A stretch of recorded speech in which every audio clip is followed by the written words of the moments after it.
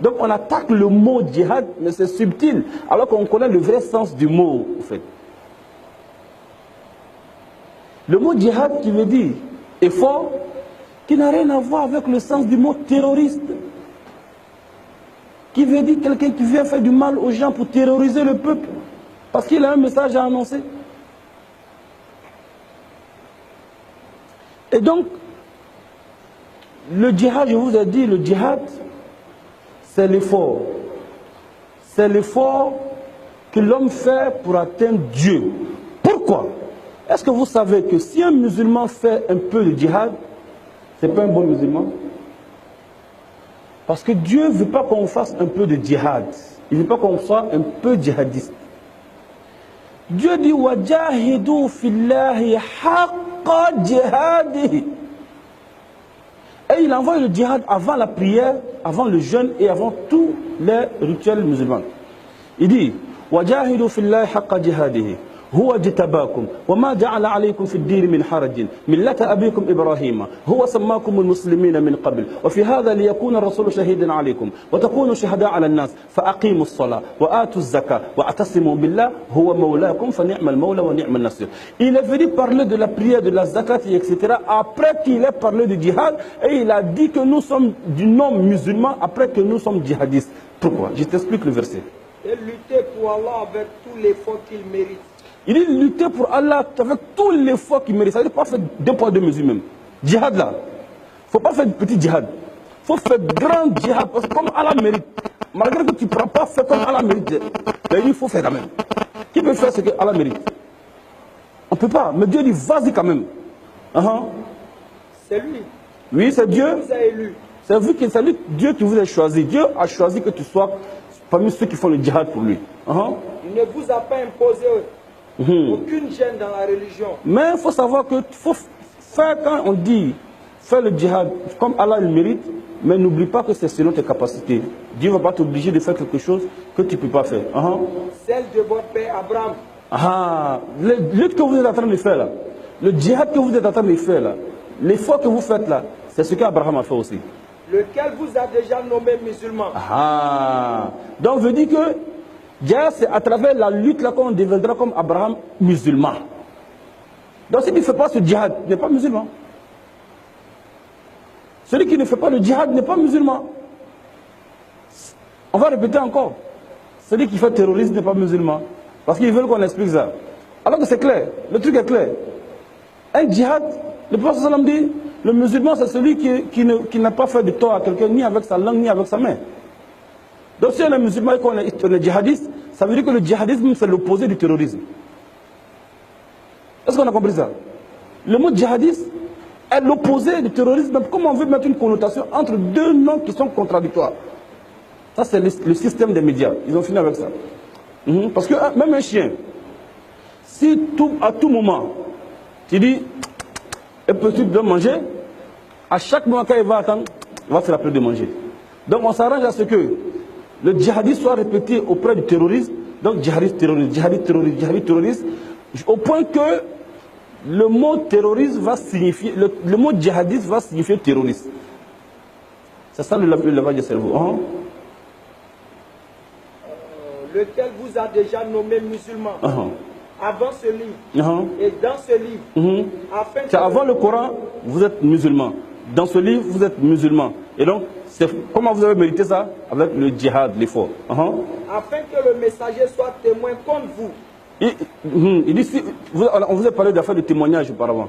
Le prophète vient, si vous ne faites pas l'effort, vous ne faites pas le djihad, vous n'êtes pas musulman, alors le messager sera un témoin contre vous, puisque le livre qui vous a donné, il est dedans, comment devenir djihadiste, comment devenir musulman.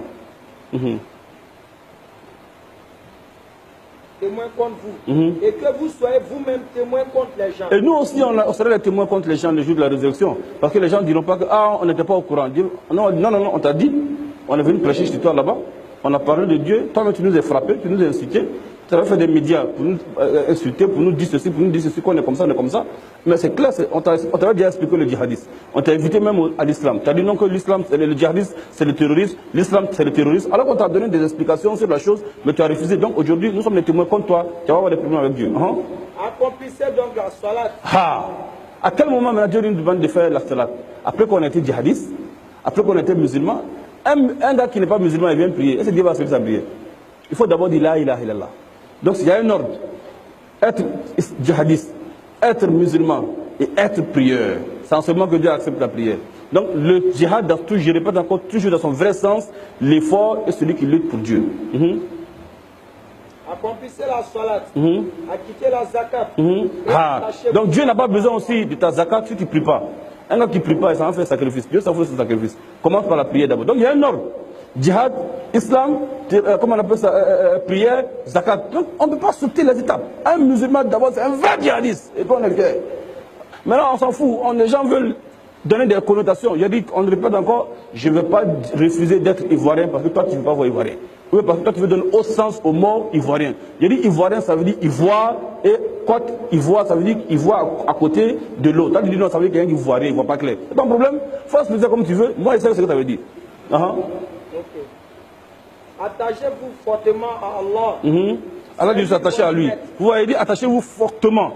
Quelqu'un qui ne fait pas d'effort, qui ne lutte pas, est-ce qu'il peut s'attacher fortement? Attachez-vous fortement à Allah. C'est lui qui est votre maître. Quel excellent maître. Dieu il est notre soutien. À la fin du verset, il dit Dieu il est l'excellent des soutiens. Donc que l'humanité soit contre les musulmans. Que les Américains, les Asiatiques, les Français, l'Europe, l'Afrique, tes présidents, tes parents, tes amis, tes quotidiens, même partout dans le monde soient contre toi. Dieu il est ton soutien. Allah dit il est l'excellent des soutiens. Qu'Allah nous aide, Inch'Allah.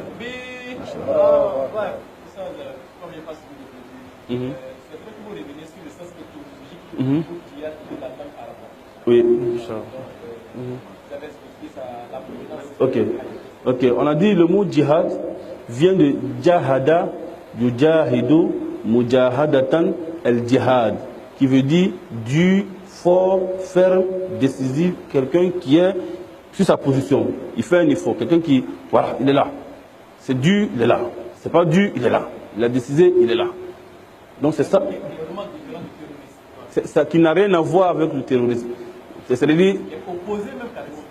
Merci, si tu veux. C'est-à-dire donc le djihad, on peut être un djihadiste dans la cause de Dieu, dans la cause du diable. On peut être même un djihadiste pour sa patrie, n'est-ce pas? On peut lutter pour sa patrie. Voilà. On peut. Tu vas voir quand tu veux te tuer pour un parti politique. On va te donner la légende d'honneur. C'est ça, non? C'est un bon citoyen. Comme les présidents ont donné les gens à la fourrière ici. Il n'y a pas de problème. Mais quand toi tu vas dire on est prêt à mourir pour Dieu, hey!